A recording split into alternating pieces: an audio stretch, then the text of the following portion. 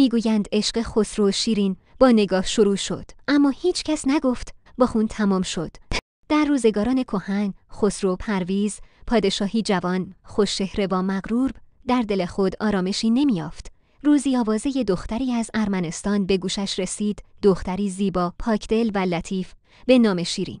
پیش از دیدار دل هر دو به یکدیگر باخت، زیرا تصویر و آوازه عشق پیش از خود معشوق در دلشان رخنه کرده بود. روزی کنار چشمه‌ای شیرین را دید و در همان نگاه نخست دلهایشان با هم سخن گفتند. شیرین با آنکه شیفته خسرو شده بود گفت: اگر مرا می‌خواهی باید نخست پادشاهی خود را بازیابی و مردی شوی شایسته عشق. خسرو پذیرفت و رفت، اما در میانه راه گرفتار سیاست و ازدواج با دختر قیصر روم شد. دل شیرین شکست، اما عشقش خاموش نشد و در دلش شعله‌ای پنهان باقی ماند. در همان زمان فرهاد، سنگ تراش هنرمند و پاکدل، شیرین را دید و دل به او سپرد.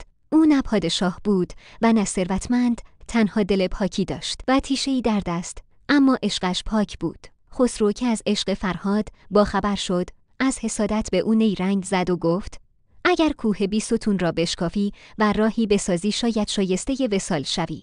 فرهاد عاشقانه پذیرفت و سالها مشغول تراشیدن کوه شد. هر ضربه تیشه او نغمه‌ای از دلدادگی بود و هر قطره عرق انعکاسی از اشک دل. سالها گذشت تا آنکه خسرو بی‌ناک شد و با نیرنگ خبر مرگ شیرین را به فرهاد رساند. فرهاد از شدت اندوه تیشه را بر زمین کوبید و جان سپرد.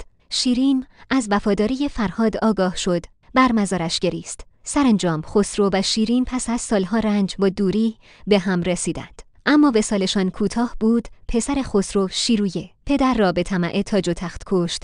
شیرین چون بر پیکر بیجان خسرو رسید، دستانش را بوسید و گفت: اکنون که در مرگ آرام گرفته‌ای، چگونه بی تو زیستن توانم؟ آنگاه خنجری برگرفت و خود را نیز به او پیوست و این گونه 3 نام در تاریخ عشق جاودانه شدند. اگه این محتوا رو دوست داشتید، با دنبال کردن، لایک و کامنت از کانال من حمایت می‌کنید.